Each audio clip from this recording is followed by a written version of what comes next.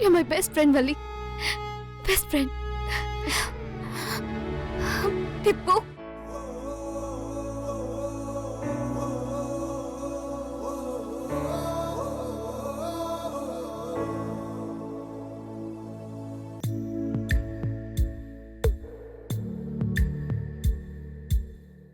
పాదమెటుపోతున్నా పయనమెందాకైనా అడుగు తడబడుతున్నా తోడురానా చిన్ని ఎడబాటైనా కంట తడి పెడుతున్నా గుండె ప్రతిలయలోన నేను లేనా అయిపోయింది వల్లి, అంత అయిపోయింది. ఇక మన చేతుల్లో ఏమీ లేదు. ఏడవకు వల్లి, నువ్వు ఏడుస్తుంటే నాకు కన్నీళ్ళు ఆగడం లేదు.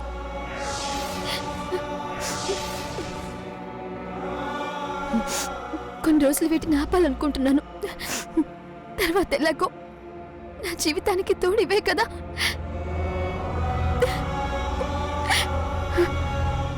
టిప్పు, నీకు నేను ఏమీ ఇవ్వకపోయినా నీ బెస్ట్ ఫ్రెండ్గా నిన్ను ఒకటి అడగాలనుకుంటున్నాను. ఇస్తావా? నా దగ్గరే ఉంది, ప్రాణం తప్ప. అదే అదే టిప్పు.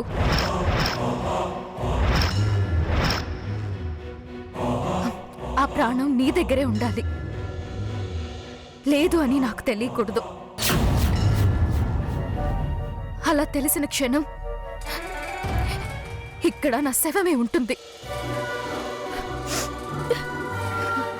నేను అబద్ధం చెప్పనని నీకు తెలుసు. కష్టమే అయినా బతికే ఉన్నాను.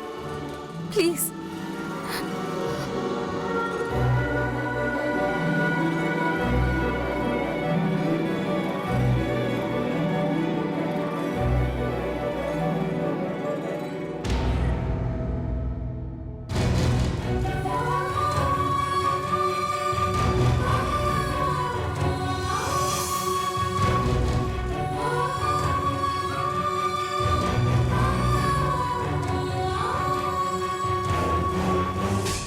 మీరు వెళ్ళి నిశ్చితార్థానికి ఏర్పాట్లు చేసుకోండి.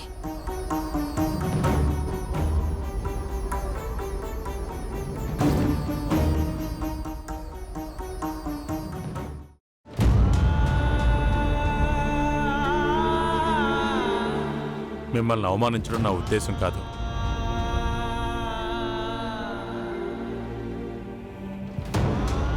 దయచేసి మీ మనసులో ఆలోచన రానివ్వకండి. పెద్దమ్మగారు, ఇందులో మేము ఉంటున్న ఇల్లు మీదని, ఇకపై ఆ ఇంటితో మాకు ఏ హక్కు లేదని మా కుటుంబం మొత్తం సంతకాలు చేశాం. నువ్వు ఇంకేమన్నా చెప్పాలా? ఇంకేమన్నా అబద్ధం చెప్పాలనుకుంటే చెప్పేయి. నేను చూడాలనుకుంటున్నాను నన్ను మోసం చేయడానికి నువ్వు ఎంత నీచానికి దిగజారగలవు అని. ఎందుకు ఆలియా, ఎందుకు నువ్వు ఇలా చేసావు? నీకు తెలుసు కదా, నానమ్మ తర్వాత నీ ఒక్కదానిని కదా నేను పూర్తిగా నమ్మేది. ఏమన్నావు నువ్వు? ఈ మధ్య అన్నిటినీ మర్చిపోతున్నావా? అది చాలు. వాటిలో ఉన్న శక్తి విషయాన్ని గ్రహించి మనకు వివరిస్తాయి.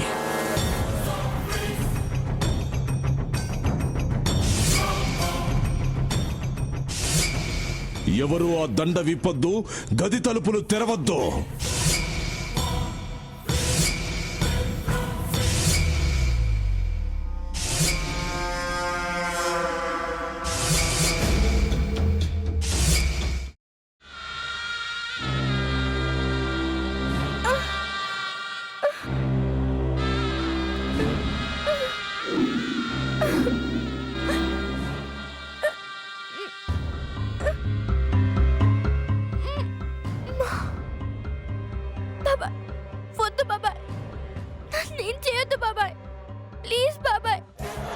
నిజం తెలిసినప్పుడే నా ఆలోచనలో నువ్వు చచ్చిపోయావు.